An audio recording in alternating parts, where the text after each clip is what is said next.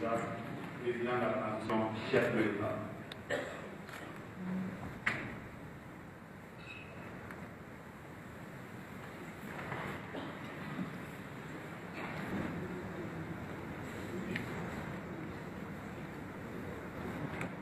K'aw fo dante foli mun na k'aw fo a ka wulikajɔ k'aw fo a ka jamana kanu k'aw fo depuis transition daminɛna a y'aw jɔyɔrɔ fa fo ka se bi donya ma k'o foli bila aw la. N ye a ka discours lamɛn a ka kan ka hakilinata di a da magara yɔrɔ damadɔni na n bɛ hakilinata di olu kan. A fɔlɔfɔlɔ o ye lakanako ye n'a bɛ kuma sécurité a caman da magara o la. O sécurité n bɛ fɛ mɔgɔw k'a faamuya nɔgɔya la. Sécurité ale fanba bɛ armée de kan. Donc n'o défense ani sécurité n'i y'a mɛn yɛrɛma hɔrɔnya k'a fɔ dugu bɛ n bolo ni armée t'i bolo dugu t'i bolo o y'a fɔlɔ ye. Yɛrɛma hɔrɔnya bɛ daminɛ fɔlɔ armée de la mun b'a to i bɛ se k'a fɔ ko nin ye n ta ye. O filanan o ye yɛrɛma hɔrɔnya filanan n'an b'a fɔ ma ko souveraineté économique i ka nafa sɔrɔ sira ni armée t'i bolo nafa sɔrɔ sira tɛ se ka k'i bolo. A sabanan n'an b'a fɔ ko souveraineté politique n'i y'a mɛn i bɛ politique kɛ k'i bɛ yanga mɔgɔ tɔw sanfɛ armée ɲɛnama de b'i bolo ni armée t'i bolo i bɛ kɛ mɔgɔ ka namunulasogo ye. Donc o kɔrɔ ye min ye an ka faamuya armée bɛ fɛn bɛɛ daminɛ la a bɛ fɛn bɛɛ laban na fo mɔgɔw k'o de faamuya. N'an y'o faamuya dɔrɔn ko mana gɛlɛya cogo o cogo i bɛ armée ka baara kɛ n'o ye. N b'a fɔ nɔgɔya la mɔgɔ min fɛn foyi t'e bolo i bɛ fɛ ka fɛn sɔrɔ i tɛ se ka fɛn sɔrɔ n'a ma kɛ lafiya kɔnɔ n'a ma kɛ lakana kɔnɔna la. O ni fɛn fana sɔrɔ ni lakana tɛ yen dɔ bɛna bi kan ka fɛn gosi la i bɛ kɛ fɛn t'i bolo ye. O a ka kan lakana o bɛ fɛn bɛɛ daminɛ a bɛ fɛn bɛɛ laban na. Donc lakana ko bi an bɛ taabolo min kan maliyɛnw ka laɲini don an bɛ ka fɛn fɛn kɛ bi a kɛra politiki kunda a kɛra lakana kunda a mana kɛ hali jamana yiriwali kunda a bɛɛ ye jamanadenw ka laɲini de mun tɛmɛna assise fɛ. O de ye nin bɛɛ fɔ ko nin bɛɛ ka kɛ a laɲini fɔlɔfɔlɔ o tun ye lakana ye. O lakana kɔnɔna na ko ka Mali fan bɛɛ minɛ ka Mali finitigiw bila Mali fan bɛɛ. Donc o de baara na ban ye Kidal Tisalit Agilok ani Bɛri nali ye ka Mali finitigiw sigi. Mais fɛn kelen bɛ yen ni transition kun banna ko Bɛri ma minɛ Kidal ma minɛ Tisalit ma minɛ Agilok ma minɛ Maliyɛn si tun t'a faamuya sɔrɔdasiw yɛrɛ tun t'a faamuya CNT t'a faamuya gouvernement t'a faamuya ne yɛrɛ tun t'a faamuya. Sabula daga jamanadenw ka u muɲuna ka sabali ka kɔngɔ muɲu ka minɔgɔ muɲu ko ka lakana sabati u ye jɛra ko ka jamana nafolo fanba ta ka don lakanani na. Mina fɛn ma sɔn o na a mina ma san ko ka kɛ Sopar dɛ a mina ma san ko ka bila musée kɔnɔ a sanna ka kɛlɛ de kɛ a sanna ka Maliyɛnw lakana a sanna ka jamana lakana a sanna ka Kidal minɛ ka Agilok minɛ ka Tisalit minɛ ka Bɛri minɛ a sanna o de kama. An bɛ foli bila Maliyɛnw hukumu kɔnɔna la. Nin fɛn fɛn kelen filɛ ni Maliyɛnw caman nisɔndiyalen don k'a fɔ ko Kidal ni yɔrɔw minɛla a fanba foli fanba fɔlɔ jamanadenw de. Ni n b'a fɔ tuma bɛɛ n ko sɔrɔdasikɛ a mago bɛ basigi la mun b'a to a bɛ se ka baara kɛ ni basigi tɛ yen a bɛ gɛlɛya. A yɛrɛ y'a ye yɔrɔ minɛli daminɛla janfan barika bonya kojugu mais a kun kɛ kun ye ka Maliyɛnw ja wuli u ka wuli ka bila jamana ɲɛmɔgɔw kɔ mun b'a to kɛlɛ bɛ tiɲɛ an bolo mais Ala barika la jamanadenw y'a faamuya o de y'a to gɛlɛyaw nana joliw bɔnna mɔgɔw ɲɛ tora la a yɛrɛ baton a ta kɛra denɲɛrɛninw musow minnu ma min ma bɔn ka taa bi ko bɛɛ kun ka jamanadenw la muroti de mais jamanadenw y'o bɛɛ faamuya ka gɛlɛya in kun ka dimi kun ka to armée kɔ ka dogo armée la. O de y'a to an se ka nin baara bɛɛ kɛ. Hali bi foli fanba fɔlɔfɔlɔ o ye jamanadenw de k'u fo u ka muɲu na k'u fo u ka jamana kanu na k'u fo u ka armée dɛmɛli la. Donc an tɛ ɲinɛ o foli kɔ. N bɛ mun fɔ ka fara o kan jamana lakanani na an ye sira dɔ de ta sigi ko n tun tɛ sira mun na. Ko fila kun don jamana kelen tigi caman an b'o de kɔnɔ an b'o waleya de kɔnɔ jamana kelen tigi caman. Maliyɛnw ka laɲini bɛ yen an ka laɲini an ka jamana kan k'an ta ye an ka jamana lakana. Jamana wɛrɛ minnu bɛ yan olu fana n'u ka laɲini don an ka laɲiniw tɛ kelen an ka yetaw tɛ kelen a tɛ se ka ɲɛ cogo si la dugu kelen tigi caman fo dugutigi kelen de ka don a la donc soit Mali jamana ye maliyɛnw ta a bɛ k'an sago ye ou an fana bɛ kɛ mɔgɔ wɛrɛ sago ye o de an ko o de tɛ kɛ donc an bɛ kɛ an yɛrɛ ye an ka jamana bɛ k'an ta ye donc an bɛ sira ta sigi o tɛ sira mais an kɔni t'a dɔn mun bɔ a la mais an kɔni bɛ taa an b'an sago ye nin donc maliyɛnw an y'o sira de ta donc a sira kun tɛ taa gɛlɛya dɔw kɔ dɔw siranna est-ce que nin bɛ se ka ɲa nin bɛ se ka ɲa mais n'i bɛ nin baara sugu kɛ i dusukun tɛ a tɛ kaba i bɛ tilen ka taa i tɛ kɔsi yɛrɛ voilà donc k'a fɔ an ɲɛna janfa kun ka bon kojugu barika kun ka bon janfa kolon kun ka ca kojugu ne sigira président la juin kalo tile 7 san 2021 o juin kelen tile 9 san 2021 Faransi lasigiden mun bɛ yan a nana ni sɛbɛn dɔ gafe dɔ ye o gafe kɔnɔna la ko OTAN a bɛɛ OTAN don OTAN ka jɛkulu dɔ de tun kan ka sigi Mali la ka fara Barkhane kan ka fara Takuba kan ka fara MINUSMA ka fara G5 kan o de tun y'o gafe ye ko an ka sɔn ma an ko ayi n ko donc nin ko fila ye a bɛ fɔ an ka jamana kɛ wɛrɛba ye nin an ka jamana tilali fana sira de tatɔ ye tancogo la an ko o kuma t'a la u ye taga segin bɛɛ kɛ an ma sɔn an n'an sigi an miiri n'i y'a ye tubabu bɛ nin kɛ o tɛ se ka nin k'u yɛrɛ ma quoi sababu dɔ bɛ yen donc n ko kabini mɔgɔw ka lajɛ gafe min b'an ni tubabuw cɛ lakana kɔnɔ n'a bɛ f'o ma accord de défense u ka lajɛ ko nana an ka lajɛ mun de b'a kɔnɔ parce que u tɛ se ka nin ko kun fɛ an ye gafe ni kuluba k'a ɲini k'a dɛsɛ an ma se ka gafe ɲini k'a ɲini affaire étrangère la k'a dɛsɛ an ma se k'a ye k'a ɲini défense la an ma se k'a ye donc gafe de tun tɛ Mali yɛrɛ kɔnɔ yan ka bɛnkan m'an n'u cɛ donc an taara tubabuw yɛrɛ ka site de kan ka taa internet ka site kan ka na k'a kalan ka télécharger ka imprimer ka na a kalan donc an y'a ye accord défense o sɛbɛn min b'an ni ɲɔgɔn cɛ u ye dɔ de fara o kan ko protocole additionnel u y'o de dayɛlɛ ka yɔrɔ bɛ kɛ donda ye donc n ye cabinet mɔgɔw bila ka gouvernement mɔgɔw fana ta olu ka fara ɲɔgɔn kan u ka lajɛ bɛɛ k'i ka secteur lajɛ défense ka lajɛ mun de bɛ mun man ɲi jamana yɛrɛ ma mun man ka sariya sɔsɔ mun man ka yɛlɛma wɛrɛ sɔsɔ justice o fana ka lajɛ justice kunda mun de bɛ yen affaire étrangère mun de bɛ yen ministre des finances économie la an ka sɔrɔ mun de bɛ yen minnu tɛ ka bato affaire étrangère bɛɛ ka lajɛ bɛɛ ka lajɛ k'i ka baara kɛ mun b'a to fɛn min b'a kɔnɔ n'a tɛ jamana nafa an ka lajɛ o de kɔnɔna na an y'a dɔn ko cɛnni kun kelen don kan cɛnni kun kelen don parce que hali a gafe yɛrɛ kɔnɔ hali ni tubabu ye maliyɛn faga maliyɛn ɲɛmɔgɔ de olu de kungo don olu kungo tɛ gafe fana kɔnɔna la n'u ka minɛn donna sisan a tɛ ko maliyɛn k'a ladayɛlɛ mun de b'a kɔnɔ u bɛ donna cogo min na u bɛ bɔ n'a tɛ a tɛ ko mɔgɔ si la k'a lajɛ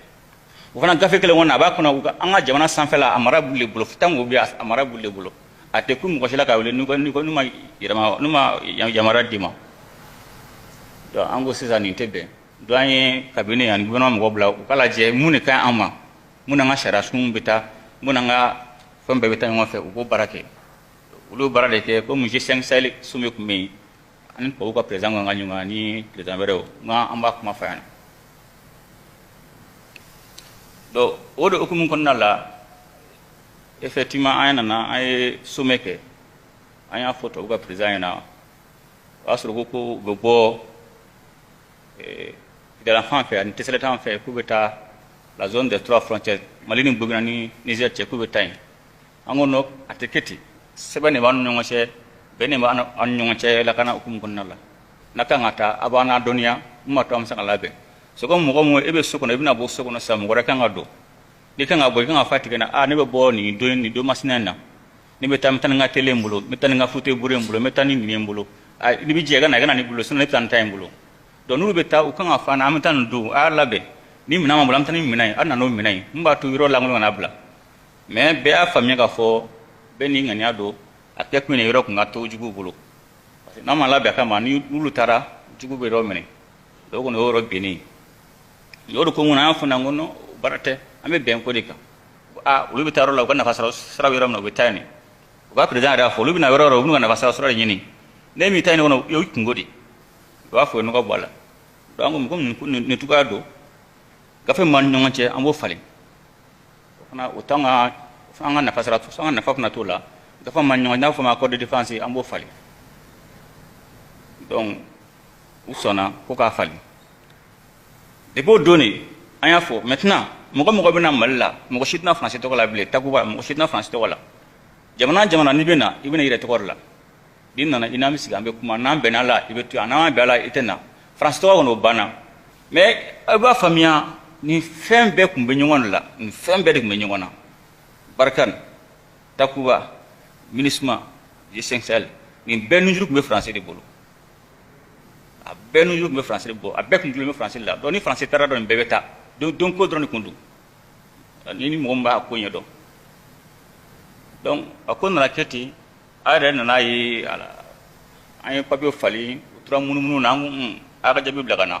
ba wanya gelaw na lan nyonche wala bana ke ay sraduma ko beta an na sraduma do o bolen ko fe wi jebli ka blana parce que yango bongu wata sans délai yada me ministre folo la ministre nana ko bon ko nango france kata kulu beta ango don abe france abe ya malla france to wala abe mala bi ya malla france to wala sraba ko ufra tangulo sraba ko absagata parce que ne nations unies mission ke ni ba do ni be jamana muna o jamana kan ko lakana sabati a jamana na ke jamana su ko digo lakana sabati ni a mission ma do mundu o da sharia mais non na ko be to bude ko bo sraba ko bablo ufra tangulo mais na ko to udi kan lakana anga mina mwambulo ni bingra ko amsa avion ta kana de nga sa subsana de me benno te ka foko to bu abe to bu ko so vraiment sraba ko islam ni yabla u calme do entre tinto ko la barkantara takuba tara an na ci jeshangma do jeshang plonge mi gila man français ci yo odo jamana baro singoro munu manipuler donc do an plan so be kutu faga jeshang jamuga dama do kele je balma ke chadien wile nga fana ngo nga wati sura nga ko beto godi kabna sedo kabna président to wulis sedo président no go ete sedo wala go tan te sedo wala a tesbenante je sen gafe fo ko na ko ni sedo jamana mu nyangani ko kan ashi iga présidence kan G5Sahel o boni do na military chima nama fana kan ko beto zaman do o on tali piu ante se kan goble do an lettre 70 ndikola ka chuma utra mununu na fodo na si afana yi angako nyongri angu ansi morala parce que je sens ta kuna gagner do ala amsa so nyedo ama jonyo an sa so jonyo ama parce que Mali milliard kile cash Mali milliard kile bo cash pour que Charles Rasuka bla Niger Burkina ni Mali frontière la Sénégal fana milliard kile bo jamana be milliard kile bo an saka milliard kilimbo awana afuka be dese ko dama samuna Mali be 400 milliards sa milliard temanani an sugo besta juru tanan juru be jamana do la ka be bangat o nyamo ga damo matala donc o dia to ango bon unu kungo ananku o de kuma arranger parce que ade kuma ala de reto ka dama parce que nous kuma dama to usengle me to en fait parce que to ube je seng nous sengle me to en fait donc ala ala de kuntu ga to donc ala da ke moso antara do antara bu bule kana ngo wono bara bana amon traka ba ante segan gobli do bole andana si ministre mama donc ay ministre mari kunte malon wala ni sabati kuntu ga barake nani bek ni be nu euro français de godo ministre pour l'inflation grami français tali oui ministre mo chama jamana wara mo wu chama fali français mo rawla do français tara français sigana na tukuni do ko toujours ubanyinga boni sakra kelegero la ko ata ako sega umi mo gon dagata umi français ga jana mun dagata e bien la nga sala bien la ngo be ya o de yo do fana ko gela do yutula ministre fana bo mun ke wo anga kan sans fla yela nu ga bien wa kibarota ku bodi to boma an wi nga aben nga kuimana ko français do blala ango chèvre na avion yanga kan sans fla traverse am mu chala do dekele vous calmer donc an na tout intigola ko ministre de kataliko na boloda parce que ministre a tali solution kun tala parce que yela ni sabari ke wala ni sabashi kun saka tema an fa ministre mo goyana wonna ku sa ande man tugodi an go bona fa ande me parce que aka baraka nga an be ga yita de kan agele nango mo me juga go te juga saka yana go to ko shila fa an be ga fon tigire juga aka baraka ke ka an barada fa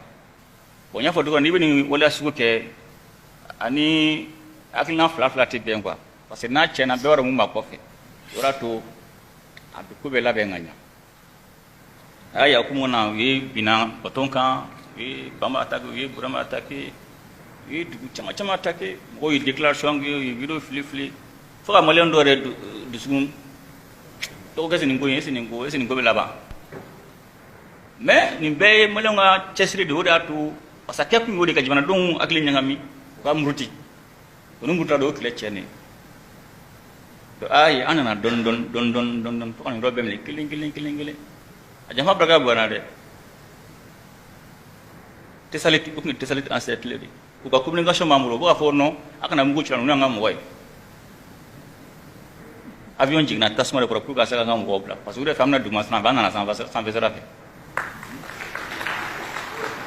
do tesalit na tasma de koro agilok o katoka kube kan yo jubu wele kana drone bu sango yite drone na o kam nanta ka de jubu ma o image bambulu o kam nani jubu ma drone bu kana bu filmer o image bambulu o tato ye fembe tien tampe tien are pe alta madu mo shila na e ba mo wala kana ta fa be mo wala kana ni manya ki kanga bu o la kata re la sesa munata fo e kam nan changa tanyo mafe tra ngam go filonto to kanga na be filonto kra mi jubu kata tra ngam mo lu na ma fa be to jubu kata yel kan bile baf na gaten gola kum be se bari an yete fola ni pidalte umna roro fu ko ke ko tra jian fa bangun ni pidalle la ko kilani gamini ko fa am ko ranyeni to ay amadu mo sa kelekera ko pidalle mene e pidalle ne le fam sula pidalle ga bo akilima ko tra ga blende tandru ngona to blende tandru abeka mais heureusement que ama tambaduma o bole jugu ka toy jugu men kamne ka bon souffre bombardement l'effet bombardement yabla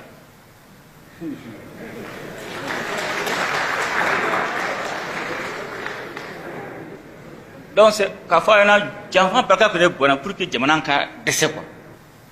c'est comme mo fla be kala an la jew ab comme na banto ko dan an se angula ja ko metin ko la di bu ma na jadi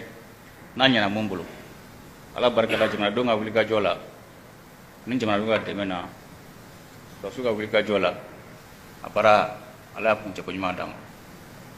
donc albi barama ba fando de kera oro ko kum ngonna sa akaga sa an kan yare tinya sa an kan yare wato ango ko ga siki ga foke ta en na fait o bana antike mo shaka na mo glaso beble na me febe ga maka en fait do kum ko nango atinya malo ne ga siki ga foke no bena munga ame barako ka parce que tintin mo go dabe do iga kumala abaka aga nganyare kama abaka aga sorotari kama abaka fa fanti ina te jenan ke labli do na re mu bena munga uparan kanu gamblo ni mo da charala mo da bala abaka aka na fasrosra kama abaka aklanta kama abaka osaklanta kacha e ka to ne ga marakono funa baradoy nganga na fasrosra so ifanfe funa fendoy donc atik amaka aka sisa an rega kan re an rega feno an be feno kan an barakoka wodi batu lakana tobe sabati idal meli duranta bani parce que potenza waten Tunisie bi Burisa bi André Bougan bi Fanfi bi do fo frontière mo wati yoro lakana soko no wala lakana soko kan donc pour ça que dal lakana fo frontière ada yi kala do traquer fo frontière en fanfe o be ga jamana lakana donc atenya ali bi o barato ngom be angulla sabati maintenant me fa mu fo an nori de jangon nuna tamashi kilete arabu kilete koroboro kilete bamana kilete miyan kilete nafa sura sura kilete comme bobo de famille ne mo fama dro mo fo famille di do fam be ko ran fela la mo amul nana ataka ko tamashi de ko gadu yi u arabu de ko kadi u suraw de ko kadi u bamanan ko kadi u de ko kadi yere mo ko man do bu ko na fa sura jinina misali kele 100 ans waga sanu bo nor la sanu ma ka bo gawo sanu ma ka bo kelal 100 ans ne ma ye ku yo wal so gelenjo 100 ans mai ku do so gelenjo 100 ans mai ku ndugun développer nube kidal fe ube gawo fe ube ndugun nu fe sanu ma ka bo 100 ans akan doga de foi make foi armée donné machine iran ya ala aga bagele ma o machine mborami aduna roj me fe o ga sanu bo are kala jere ko flado soit ama jija ama joro la kanga na fasala keleke o ta teta manga ko de wari ko ni teta manga ko na fasala sala funa jamana dongal wolu ga jena tika o fa bo tabulo la de so amba keleke ama anga soro fo mi gan soro yi akon teta manga ko teta juri bo ka teta fengo me amana me to be ban ko ametu buna amesran mako anjela ko abeta ala ameke mu ala kan kisi kan to ma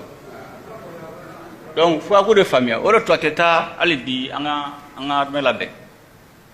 ni chit saka ke ni armée na mati bul mona mena baka dona be armée bodi na armée la be zani mona shin si zanga teta fi armée la be ni parce que ni armée tar saka yana bo tisi ali ka dugun développer iti saka ke parce que ni yeso jodro na binda ko ba sote fi kala kana dike ame fa développement fait ka teta si foro kala kana di donc a fo mo wona mi manga fa be fran la unu kana so sura de ni o tan chife o bude de fait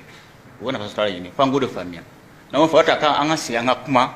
are ka do on fa sura mo flani na ni minimum ni sanu mo ga ke 100 ans ni mo le mo ga bo akra an kra busunin gile mo jore jamana do rek bi ci koy gojo at saka keti fulaw it saka santange ba sanu bo jamana don ta na fasura la sanu bo abtami abta jamana jumana abta jamana mona ulu eski ulu akilna tay la faka kan fi donc ata kaka nga jamana la albi nga jamana na nga armée la be wodo kum gona nya fa instrata singote sramuna nansi nan kodro ame kam jugu se bala kan kisikan to ma do ukute menen ko mina kuma jatga wale mo selsi ga fo mum na ke jamana ga keleya ani anga la cité ani ga jamana ga dugulu o ire ma horea magatu gola to be mo sa ko mun nyonjo ma to bem sa sabati parce que be ka an kungar la nyona di flako kletin kono ko kletin ara ko kletin ni bere be ke ga iro nyanga mini mumatu usan so san wuju gro fen boto mina ni la fiya be akagele donc wa kaka are ga si anga bengan nyonje mumatu afana sangan so san ngo donc okum konna la aya fo jatka wala mo gonnu o kele bi continue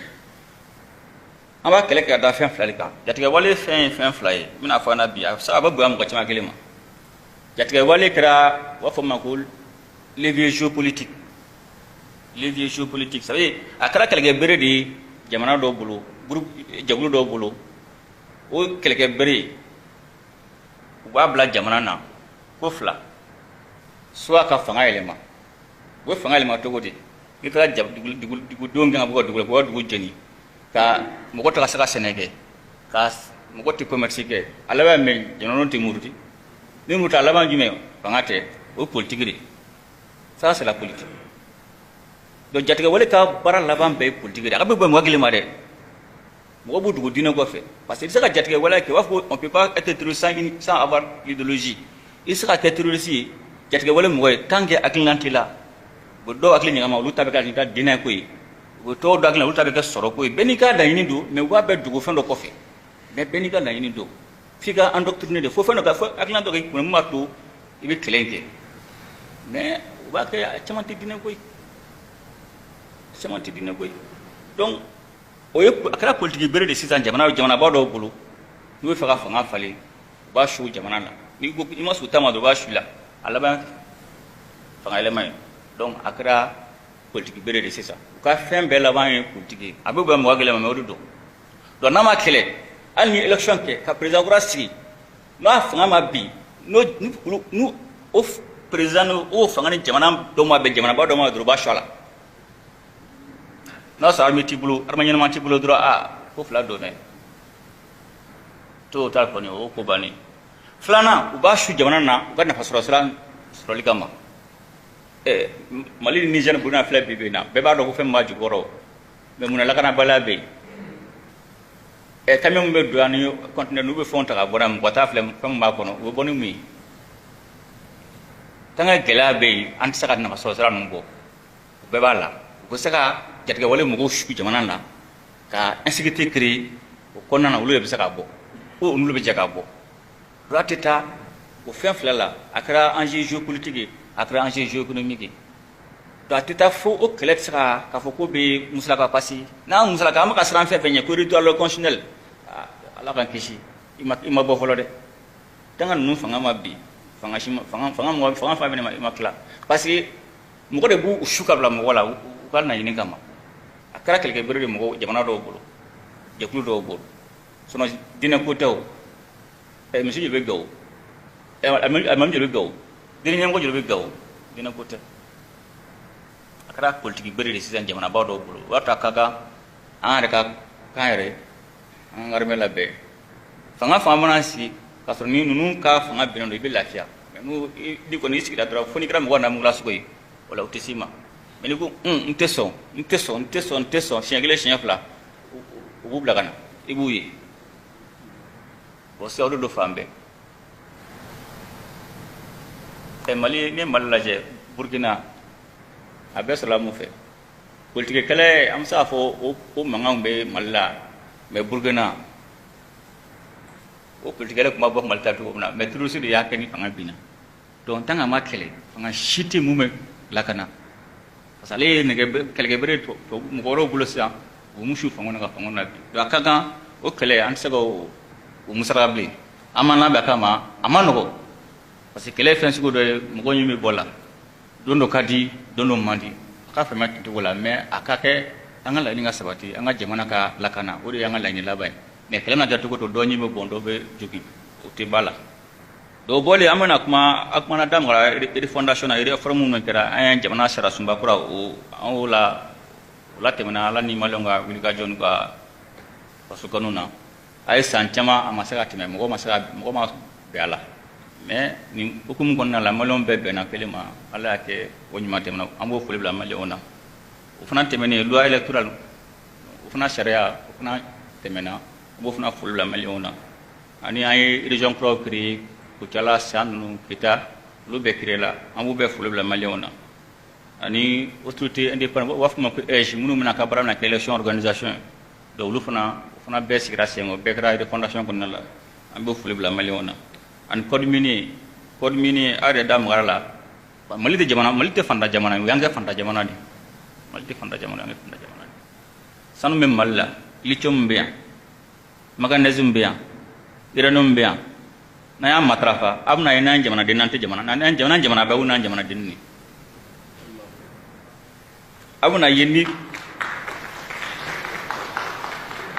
mali tungara ke abe dogoya no yanke fantan yo beri boshana sida to ambolo so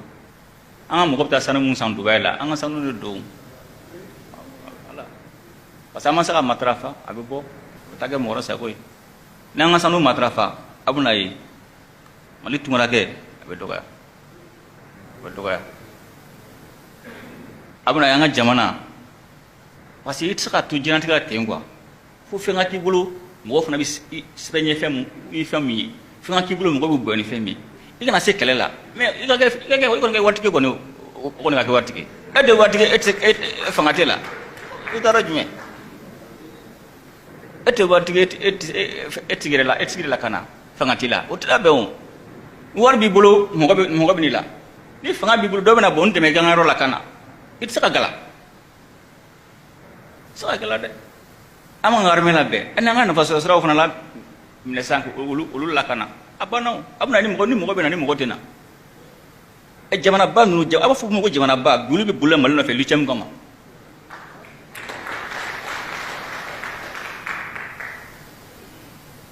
mais na arema valeur do ala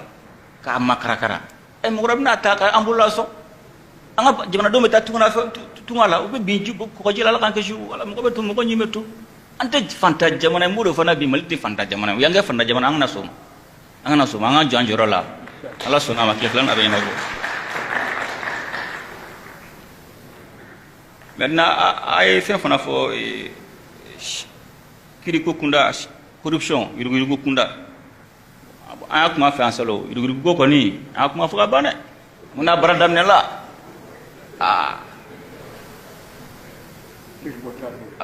avec fada ne avec fada netna wuli mu goto wala ine trier yesum go matal malembele kakakan sariala netna wuli ka kuma mu goto wala kati wiri wula ko ka toy ba ke fana mu go kana wuli ka fakibe dangari kibe juju dese ko ka barake parce que yurugulu nama kele gelachama be jamana kono abe famba doyi mko ko muruli famba doyi do nama kele jamana de ga basibiti soro ibana mali problème fmeta ngejugo nyanyuma a famba be yurugu una farajon kani mko murudila ni trengota problème be ni secteur minier problème be imana yororo ta corruption problème ma jugoro ko bena bolto goti fay man kadi be mem goste faka ijo ko ngokor o tsaka nyaw saka nyade abe fanga jamana bagasi anga jamana ga jamana nyumai ngabala de abe ka doga nyagum ngane fo mo goga so mati woni wo ko e faka fay man surete faka asengeke abe gela mo got saka ke fen ki masingi saka ke ni wo fen sura dro wat de mana beta to irugu kele ogoni ya ala dele juju kana wili ko kitu bala yala dele ne gono wili ko ubuga barake funu ga bara bana do mena do konna la agla tege salo nye mbe position gele muna ali bine bo position gele la e gouvernement fna bo position gele la e CNT fna bo position gele la sonu make amay ama kuma tension sociale odi ba be jibo anga manga famba bebi a 90% irugu odi nanai fon fra nyonga nasoro do ma apuira mais fanga soni quoi beka mo gobsa kala ne ka mo gobsa kala o tabali ko juyo ne shugo shina ma uja nyina ma wesiraw odo ne shugo nyina ma wesiraw mais bere de manga sharafa fait bere de manga sharafa fait e gouvernement bien ba bien mo stem ko kodu itu ko na fodro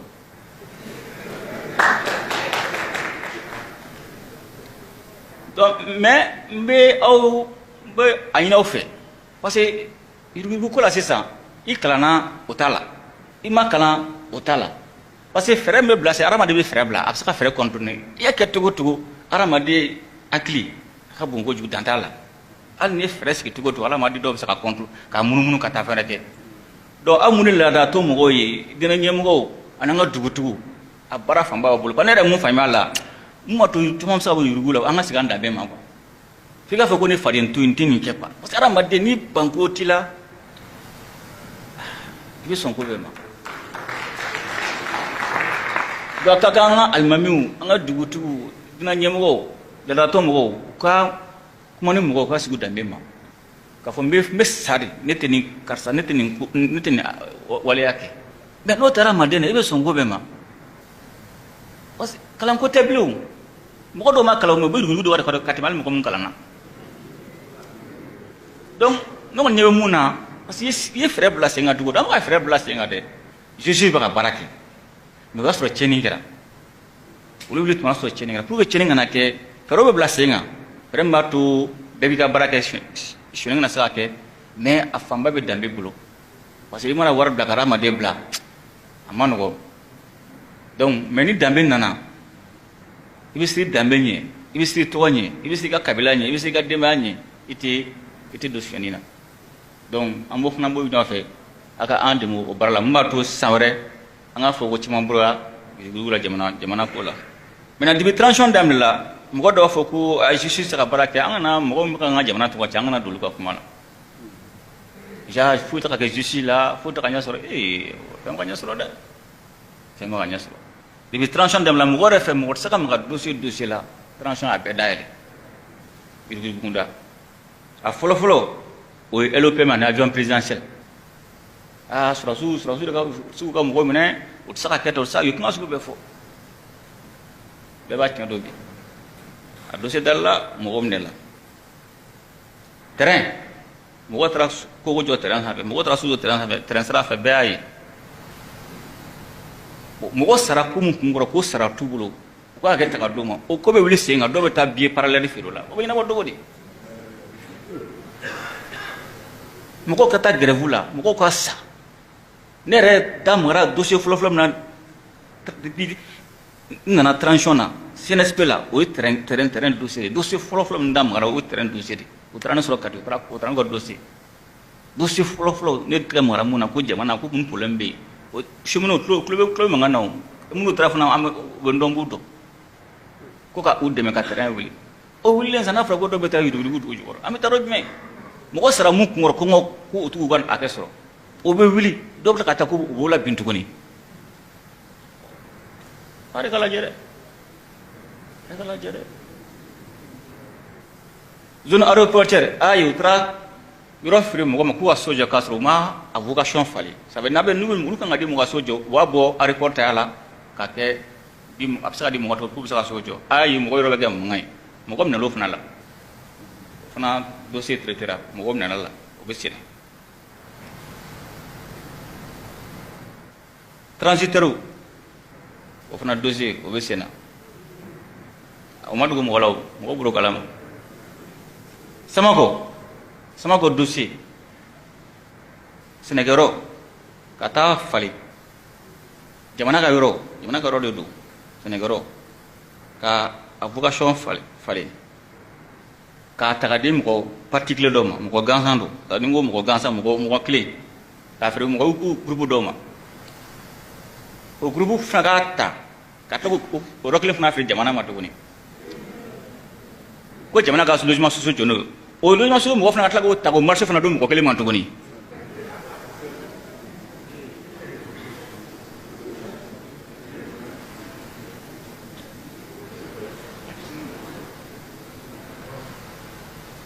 mille et quelques c'est trop bon jamanaden dɔ de ye nin dossier ta ka na di ne ma dɛ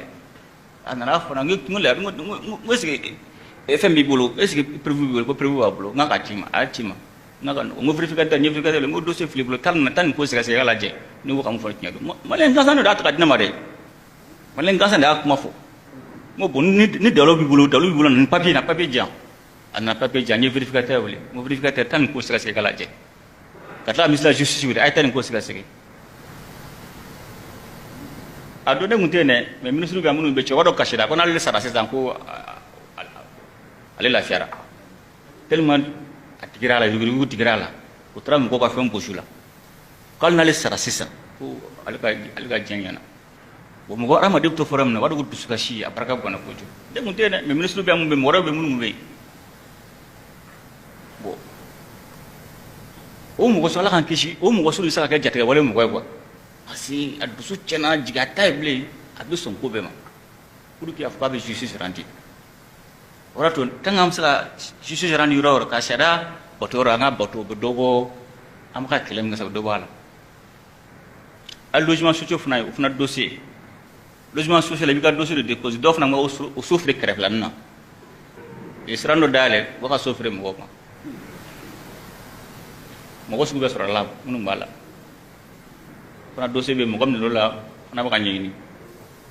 minnu fana bɛ taa an ka duguw la ka taa sanu bɔ n tɛ fɛ ka jamana tɔgɔ fɔ mais bɛɛ b'a faamuya ka taa dugu fo duguladenw muruti ka taa dugu terrain daraka ko sanu bɔ u na n'u ka minɛnw ye ka yɔrɔw tiɲɛ o fana minɛn caman minɛ la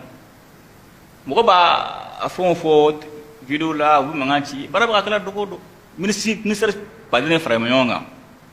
ani justice u taa minɛnw minɛ a minɛnw baden minɛlen bɛ bi na darabu minɛlen don camion minɛlen don mansinuw minɛlen don n'a fɔra yɔrɔ dɔ u bɛ taa sɛgɛsɛgɛ n'u tɛ sariya kɔnɔ dɔrɔn u b'u ka minɛn bɛɛ minɛ u la o baden de bɛ yen mɛ n b'a fɔ gouvernement u ka minɛnw bɔ tile la bɛɛ k'a ye c'est mɔgɔ tɛ ka dɔn ko baara bɛ ka kɛ mais a fanba yɛrɛ an yɛrɛ nɔ b'a la parce que dɔ de b'a di duguladenw fana dɔw b'a da b'a la a bɛɛ tɛ dɛ n'a yɛrɛ de don dɔ b'a kɛ a ka nafa sɔrɔ mɔgɔ kelen ka nafa tɛ jamana bɔ fo bɛɛ de k'a sɔrɔ e bɛna nafa sɔrɔ jamana dugu kɔ kan o tɛ ɲɛnabɔ mɛ n'a bɛ kɛ sababu ye a bɛ dugu yiriwa a bɛ jamana duguladenw bɛ baara sɔrɔ o da ka di bɛɛ la maintenant dossier surfacturation fɛn na an ka n'a y'a jateminɛ an ka mɔgɔ bɛna taa concours kɛ fonction publique ou sɔrɔsiya ta ninnu o olu fɛnɛ ka jugu jamanaden yɛrɛ de ma o de ka jugu a ye man di a cɛnni ka bon i bɛ taa mairie la ou bɛ taa justice la ou mɔgɔ bɛ i ka casier judiciaire la ou mɔgɔ bɛ i ka renaissance la o b'a dɔn ko a tigi ɲɛ gannen don a mɔgɔ b'a la sisan wala munumunu i ta lajɛ o b'a tigi yɛrɛ pousser i b'a sɔrɔ a bɛna dɔ ye 100 o bɛ dɔ fara a kan n dɔ ye 1000 o bɛ dɔ fara a kan o jamanaden yɛrɛ pousser a ɲɛ gannen u b'a bila ka wari minɛ a la mais o dossier la procureur dɔ ka mɔgɔ dɔw minɛ k'u datugu o dossier olu kaso la bon o corruption in filɛ nin ye o ye man di dɛ o ye man di dɛ i bɛ se ka na vérificateur dɔ ka na papier ta a b'a lajɛ mais o tɛ ye dɛ o péage ninnu na o tɛ ye dɛ mais fo ka dénoncer de mais e yɛrɛ sɔnna ka wari di ni dɔgɔ ko bɔn ko fɛn min waa kelen k'i ka 2000 sara taa ko fɔ mɔgɔ tɛ sɔn dénoncer mais i m'a fɔ k'i ka bin mɔgɔ kan dɛ ka mɔgɔ tɔgɔ ci ni preuve bolo nana ye ni dossier b'a fɛn bɛ corruption k'a ta ka nɔ bɔ k'a dama ka bin mɔgɔ kan dɛ a papier a nana ye a b'a ye nin fɛn bɔ la nin fɛn tɛ bɔ a la mais n b'a fɔ mɔgɔ ka bin mɔgɔ parce que caman b'a fɔ corruption o bɛ dan o dɔrɔn ma na ni papier ni sa justice bɛ yen ni ma se k'o si sɔrɔ nana créance la secrétaire général de la créance bɛ yen n ka directeur cabinet bɛ yen i bɛ mɔgɔ sɔrɔ mɔgɔ min b'a lase ne ma i b'a lajɛ ni fɛn bɔ la nin fɛn tɛ bɔ a la mais mɔgɔ kana to ka kuma fɔ ka mɔgɔ dusukun na kami ka mɔgɔ la muruti e yɛrɛ papier tɛ yɛrɛ bolo a prévu yɛrɛ t'e bolo a ladu yɛrɛ t'e bolo n'a bolo nana ye baara bɛ k'a kan donc o yɔrɔ la a ka kan ka mɔgɔw la sabali mɔgɔ hadamaden ɲɛ gannen e b'o o bolo wɛrɛ minɛ o la parce que mɔgɔ tɛ ye o donc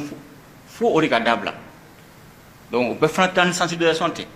e n'a fɔra ko acte de naissance ye 500 francs e ka t'o kɛ 1000 parce que a tigi n'a ma sɔrɔ bi a mɔgɔ bɛ sa donc a ka kan olu mɔgɔ ka fana ka sensibiliser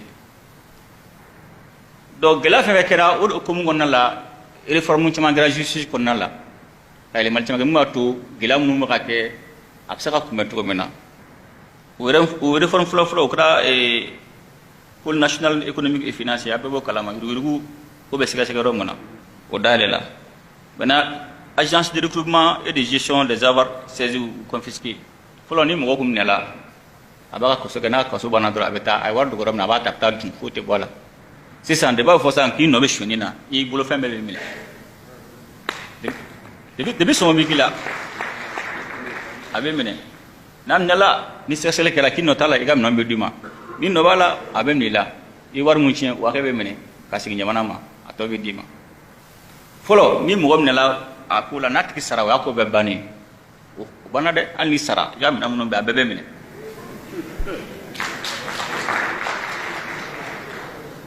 o ka boli ka taa jamana wɛrɛ kɔnɔ san 50 fɔlɔ san 3 dɔw tun ye san 3 ye mais o bɛɛ banna taara san 20 san 50 san 100 fɔ i nana dɔrɔn i bɛ kiri bɛ d'i kan i nɔ bɛ minɛ donc boli t'a a ɲɛ bilen maintenant création du pôle national de lutte contre la cybercriminalité aw de y'a da mɔgɔra kuma la imam da mɔgɔra kuma la ko mɔgɔ bɛ buruja mɔgɔ bɛ nin jamana bɛ lagosi maliyɛnw ka laɲini don cybercriminalité maliyɛnw ka laɲini de fo mɔgɔw k'o faamuya a bɛ se ka a bɛ digi mɔgɔ la bi a tɛ mɔgɔ arranger mais maliyɛnw ka laɲini don kɛnkɛla au conseil islamique yɛrɛ sera ne ma a kuma fɔ n na n ko bon n ko nin loi bɛna bɔ n ko n ka b'a la dɛ n ka b'a la n y'a fɔ bɛɛ ɲɛna n k'a bɛna bɔ a ye taa a ka taga tɔndenw la a ka taa ɲɛf'u ɲɛna n y'a fɔ u ka président ɲɛna a ye taa tɔndenw la faamuya k'a fɔ ko loi dɔ bɛna o loi tɔgɔ cybercriminalité ko bɛɛ ka to i ka hakɛ de kɔnɔ parce que nga ni burga ke no dra bi mini mo ko to la ministre to la et directeur to la ni burga ke no wi no mini parce que donner fin de kono parce que il manque de ta cheninge e be ko do fere fe kuma jugote abisa ka cheninge bibi kuma ka gele parce que ay kuma na tani ko sapo e premier ministre si en premier ministre jondo jona premier ministre ali ma to fo be wado mo premier ministre ona sugudo do ali kuma keto be wado fi fa mufo ali ma tikita toma agodi kambe mo ma do obisigi nomno akuma ka gele bibi na jege kala jide kama ni jige be jikono worom ngada be tay na jaba kalengela ba kulungulu fu fa kada ba ke mini jige bla gere kandro aka jega bani akese ka foike do ora to nga akaka mo te ko fu mo tu aklanta fode jere dawul kamo muna ma ko dugu ku joro fa jamana gola dina nyemo go joro fa bebe siga aklanta fo bebe siga jamana fo bebe siga ni fem mo di siga fo fotu ko bala mais ni ma sa fotu la dron ibe jamana do na muruti a fo incitation à la violence o yibole ga ake kono ni ko ne ka kuma dine kansa aka gelane mais c'est ka doni fo la mais ka mi ka dine suratu nu interpréter ni ma fara wa ko no ko injuru musoro o ko injuru musoro parce que mina fa no fo mun afa mun fo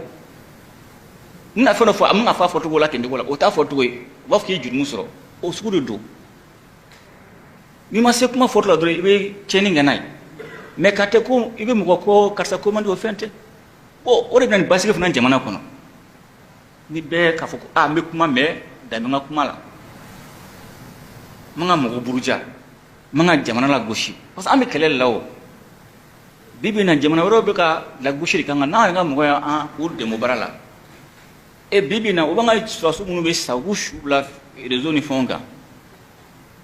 anga mo bo partage atla ka terus ka mo ka lisi ka mo ko fon karsa sara ay terus go ke ay mo go ke e mo ma ke am ko bara go place la na image que l'on nyonje abanga mo go dusu mu faka abana sira e mais c'est fini wodo yini naw donc mo no bo bara ko ba ke ka ha jamana la gauche anga nu de mo bara la bo sibe ki ma do be bala ali misal durant transférer ne se tra kasola tanto ko law ay misal durant transférer sibe dina do yamene tra kasola awo tra kasola serare do kiba sibe do mo ko ba kala mo ko barake bana fo beka ale président Gambia o it's ka fembe ko parce que ni buri ka ke kono dro i redi mo goma u redi fenoma o to ko ke président ko be ko it saka ke yura be ko it saka tay kuma it saka fo mo go mo it sugo yi parce que ni buri kono dro o fone boli ka sara kono fembe be biski gushi fambe be biski to ka fambe be saka kuma sugo fima donc o koro mo arama de ma ke to do Gambia quoi imana ke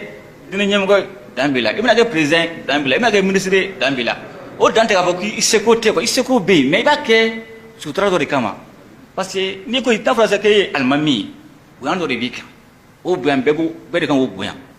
do bi buyan ga da ko do de ka e kana boku ko ni buru ko na do o be ni gal mami ako a wako a ina na tere ka sisa bo no tere na sa lu funa lu mo lu ka ferobe be to nyodon bi kele donc akaka ali bi anga munyo anga sabali ma ko mo ko teklanta direct ko be ngani jamana sujet bela jamana fembe be yi dina nyem go yi almamio ibsi anga da bela akra kiri goyo akra lakana koyi me ya foto ko tu iklosire la sa foto ko ni trafion do foto mum nani cheni uga barake da uga barake donc vraiment ma na fal bi amna dina nyem go yi aka mo la sabali ante mo shiko mo sa biga jamana de no mo sa ka tewo o se biga jamana na to wodi ibisa ka bla bela figa jamana de odi bla lire la mais ko bo dufna te saka tani ni basiki tere ni shara tere na fa dugna be mu ngadi mu ko to nyina ko te bene do ali bi mai no fe aka mo la sabali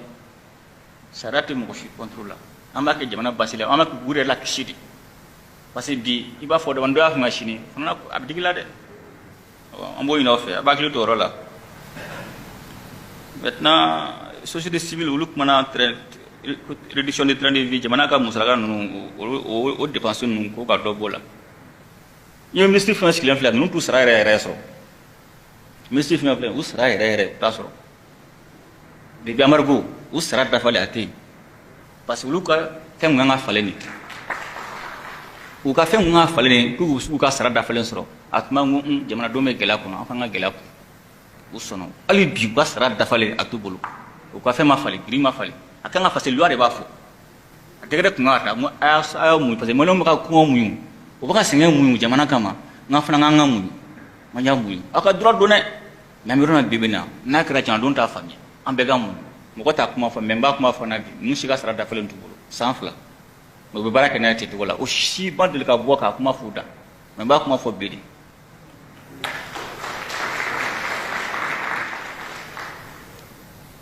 bibi in na ni ministre kan ka taa mission na ni mission 5 b'a bolo n'a taara mission na peut-être 1 2 i b'a sɛbɛn a tɛ to la o bɛɛ ye ka dɔ bɔ jamana ka dépense la i n'a bɛ taa mission min na an b'a lajɛ est ce que jamana ka nafasɔrɔ sira b'a la est ce que a bɛ wari las'an ma est ce que politique ko n'an ka nafasɔrɔ sira n'an ka nafasɔrɔ sira an bɛ jago an tɛ taa dugu la ko dugu taga dɔn dɛ ni ministre bɛ taa dugu la jamana ka nafa de b'a la o bɛɛ ye ka dɔ bɔ jamana ka wari tiɲɛ na k'a fɔ ko partenaire b'a sara ko fu tɛ yen dɛ fu tɛ yen parce que mun bɛ ka biye sara k'i ka denmisɛnw sara a bɛ ka laɲini dɔ de kɛ e bɛ taa i bɛ kibaruya mun d'a ma i bɛ information mun d'a ma ale nafa ale mago b'o de la a bɛ baara kɛ n'o ye o de b'ale nafa o de ka sara ye donc tɛntɛn ni mɔgɔ fɔ ko non an bɛ ka biye ta ye an bɛ ka hôtel ta ye fu tɛ diɲɛnatigɛ la a bɛ na ɲininka e ka jamana kɔnɔ dugujukɔrɔfɛn jumɛn bɛ yen a lithium bɛ sanu bɛ ale mago b'o de la a bɛ yɔrɔ jumɛn a bɛ dugu na a b'o de sɛbɛn wala ale mago b'o de la o de ka sara ye e yɛrɛ fɛ fu don fu tɛ dɛ ale b'o nɔfɛ i bolo a b'i ka biye sa k'i ka fɛn sa a bɛ kɛ ko k'i bɛna fu tɛ dɛ i b'o mun d'a ma ale mago b'o de la donc fu tɛ diɲɛnatigɛ la fu tɛ jamana ni ɲɔgɔn cɛ fu tɛ fo mɔgɔw k'o faamuya donc ministre ninnu filɛ nin ye mission 5 6 u bɛ se ka taa 1 2 dɔrɔn de la premier ministre filɛ nin ye a b'a ye mission na ka caya sisan premier ministre a ka bɔli ma ca dɛ o bɛɛ min ni ne bɛ taa mission na o n'a dama dépense don ni premier ministre bɛ taa mission na o fana n'a dama dépense don mais ni ministre kelen fana don olu fana n'u ka dɔ ta bɛ dɔ ta ɲɛ donc an y'a fɔ a na ko maintenant mun don sisan an ka dɔ bɔ déplacement na a yɛrɛ sɔnna a yɛrɛ ko ten ko jamana bɛ degun min na an ka dɔ bɔ a la mais ne ma taa mission mun na ale kan ka t'o la mais si ne kan ka taa mission ale tɛ taa mais soit affaires étrangères ou ministre d'État ou ministre bɛ taa o mission kɛ parce que n'u bɛ taa sɔrɔ ministre kelen ministre 2 o ka bɔ yen ni ministre 5 ta kan ka taa jamana mun na a b'a fɔ de o biye da ka gɛlɛn bon a da ka gɛlɛn ni ko ministre bɛɛ ka biye ta a wari ka ca kojugu mais i bɛ taa sɔrɔ ni avion présidentiel don a wari ma ca an ko bon a ye taa avion présidentiel a kana biye ta kelen kelen o bɛɛ ye ka dɔ bɔ jamana ka wari dépense tari la donc fɛn caman b'a ka kɛ mais fɛn mun don an tɛ bɔ ka a kuma fɔ gouvernement bɛ baara fɛn kɛ bi ni temps don a bɛ tila 2 ye n'a budget taara ministère des finances fɛ a b'a tila 2 ye o bɛɛ an b'an gulo jamanadenw ka sɛgɛn na sinon mɔgɔ tɛ se ka tiɲɛni kɛ bi bi in na dɛ i tɛ se yɛrɛ hali n'a diyara i tɛ se donc o fana na o baara bɛ sen na maintenant a kumana kuranko fana kan o ye énergie ye hali bi an bɛ foli bila jamanadenw ka muɲu n'u ka sabali la kuran n'i ko kuran i ko lakana n'i ko kuran i ko kɛnɛya n'i ko kuran i ko yiriwali mɔgɔ tɛ kuran yɛrɛ wasa i ka denbaya yɛrɛ ma kuma bɛ jamanakuntigi ma se ka kɛ i ka denbaya yɛrɛ i tɛ se ka kuran waso ma kuma bɛ kuran wasa jamanakuntigi ma transition filɛ nin an b'a fɔ toujours ko population ye an ka centre de gravité premier ministre bɛ to ka kuma fɔ tuma caman sɔrɔsi terme de don centre de gravité min sɔrɔsiya la i jigi de don wa c'est ni kɛlɛ bɛ kɛ mɔgɔ b'o fɔlɔ ɲini k'o tiɲɛ n'o tiɲɛna don o ye kɛlɛ tiɲɛn'i bolo o ye jigila karilen donc transition jigi bi bi na o bɛ population de o b'a to a fɔ toujours ko population an ka centre de gravité parce que transition jigi de population ye transition ka fɛn bɛɛ population de donc ni population sɔrɔ dɔrɔn o ye transition ka ko bannen donc k'a yira la k'a fɔ mɔgɔ tɛ nin gouvernement na mun b'a ɲini ka jamanadenw bila gɛlɛya kɔnɔ a tɛ yen an bɛ se k'a fɔ k'an ma musaka de sɔrɔ an b'an ka naɲiniw sɔrɔ pour que ka u bila u ka hakɛ kɔnɔ mais mɔgɔ si tɛ yen k'i bɛ gɛlɛya ta ka se population ma énergie ko n tɛna n da don détail bɛɛ la mais a ko ka misɛn kojugu a gɛlɛya ma daminɛ bi c'est vrai a juguyara nin kɔnɔna la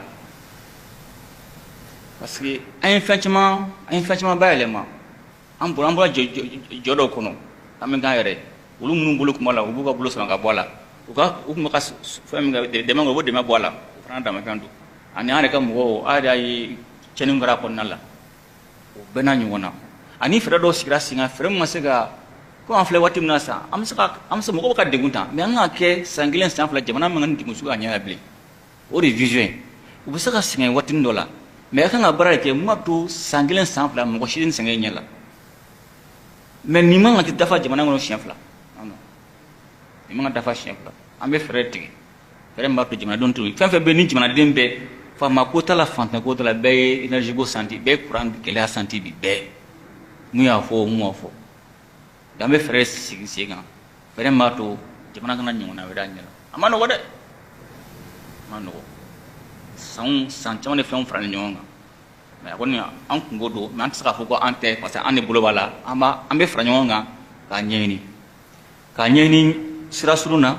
mumma to am sobe gela kono katla ka nyeni sira jana mumma to jamana don tan gelay ay braji go fo ne ministre des finances ministre des mines ministre de l'énergie wulu tras moscou ko chien chama utru hukum konnalla kata braji ko nyeni utrashin utru fana hukum konnalla mumba to sanna to nunna ngila sun te nyala me amra fere tege fere suluman mumba to kurante ke ban chama be bola fukana ke avec malon de bina ko nte faka do dita dola kuma ka ile malika cha mais afo malon ina ni malon man lafia en chite lafia abi kurante ne bo kulbat mala kata kati ambe bo dibe de ko kata de bo la be mo kas dimi mo ka nyani ko fembe ere ba santi parce que directement bi le blanc ko place là mais fait mundo jina murate quoi fika temesira do refe ta fe ndo sigisinga tuga to do bo diguna do ali be amani mo fe ko munyu gela be na be ban e gela be kere pour que nyaka surala am nyefna surala na la sunama ndalembala afra ko constitution croix sa malla mo len franyo nga en constitution croix la ay assise ke ay ko rimine ke na la sunama mi franyo nga ni na problème na la sama solution surala ante ko mala inama maintenant mo do be unte franda mala me mba fo sababu glendron kama sababu glendron mo len be ga mu mun de jamana yi parce que jamana bi rom na sisa fa sabare do jamana nyamgo jamana dew ani jamana juku do jamana nyago na ko ka jamana be ka tay abe ka jamana don sagoy ani jugu be kele donc al vidri o jamana do ni ni jugu jamana don sura ka furu kan bo jamana nyago ko no awolo ko bani ni jamana nyago fana jugu fa jamana don sura ka furu kan jugu be dese ambo de kan mamna fangale mana utma ut 2020 yani ay jamana dom la ko wasi ka ko concertation mato jamana transition na sigi to mena amna mara to mena bona sigi to mena do hukum konna la e francis président ngeli jamana wara président fe kam go benela do to nga deta cabinet fe do o jamana yi o président de nyon a ko francis président go benna ngam go benna akam go benna on go bashira effectivement ay nyon so te konna ay fulu bla ay ko jamana ko to dia ngono mo ko siga fola nu bena munga ala barab ko ako mo ko sababa le bolo mo ko sababa ulu ka mo ko ulu kan donc ça que transition président donc ça que premier ministre kogo national sa ka bokulu mo ko sababa déclaration ga dron ulu mo do to fo dron président premier ministre o bani ngano ko matala jamana do be siga fola nu klala o mana be mu ngam barako ka akle wala do ako ko ne kasabali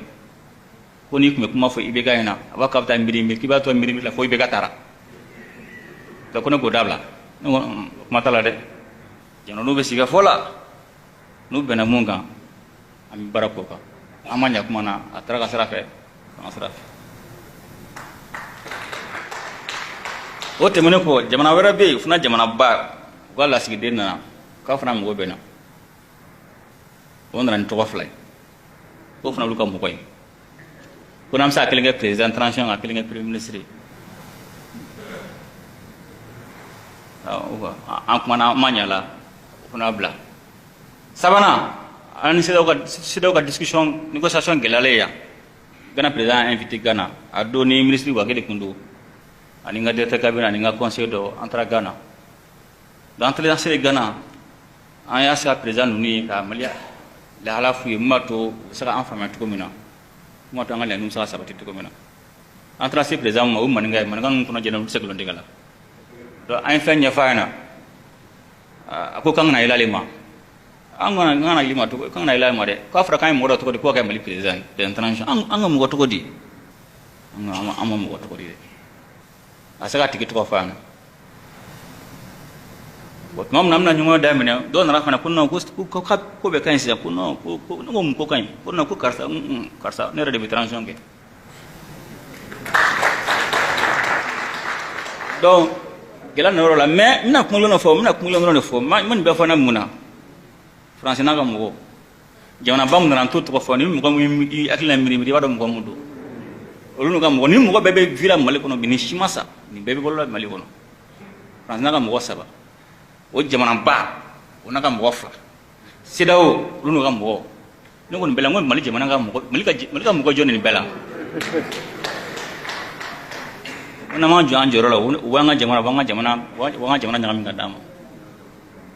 bo ka fana ba fana la ku ka famia tintin bling tintin anga jamana ka anga saboy sa ga mo gora saboy fo mo le ka son aka ku tay kwa mu be do ko ra ko ka boko no mu ko sitana ko mo len ku ga do mo len chega uche mai ku no na faso sala ku no na ni mo ko mo si jamana malikuna abu ka baraga de abu ka baradi de ora ta kaka mo len do ku ka mo si mato mo len na ni msa sa to mina donc nya manya fo don ka dan yoro de ka mo len ka digu menge ka fo akana fili tin ko la ble na bi ko ga jija ka ke mo len la teke ko na ko la ni ko na mato mo ko teke mo len teke mo rasa ko o te mo rabla mo len ko mo bla mo len munte mo len ka la ni sabati mu mo ko mi jamana wada kuna lu ka la ni sabati donc be nga bok mo na be fulu dala alaga sauntia alaga ne tabawla alaga dorosma alaga jamana basi alaga jamana don ka be